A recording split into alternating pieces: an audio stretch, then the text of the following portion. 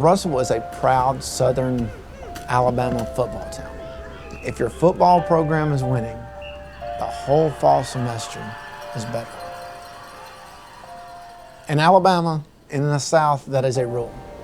We have a lot of pride in what we do, a lot of tradition here in Russellville, and it's just a good place to raise a family. Russellville, about 20 years ago, the demographics started changing drastically. It was like 86% Caucasian, 14% African American. It is now 53% Hispanic. So our population has changed significantly. It had an impact on culture, it had an impact on our scores, it had an impact on our effectiveness. I started kindergarten not knowing a single word of English, so I had one Spanish-speaking teacher. Every time I got to see her, that just made my day better because I could communicate with somebody.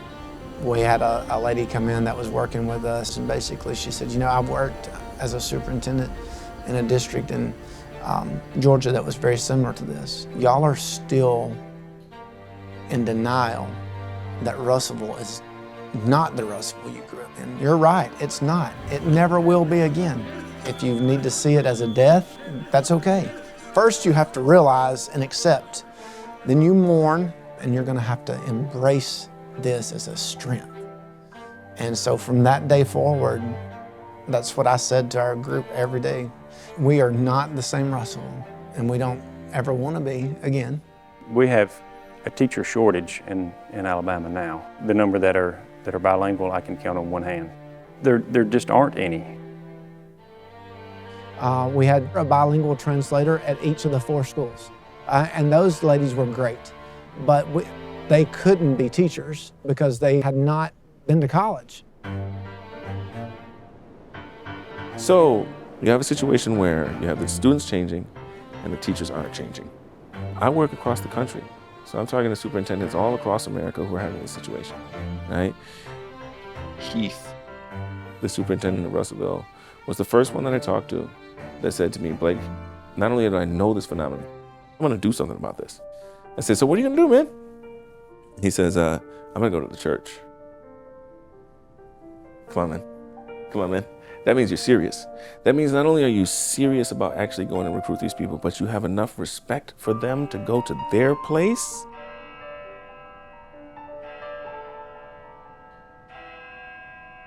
And and sometimes with our Hispanic community, it's really hard for them to achieve something, like go to college.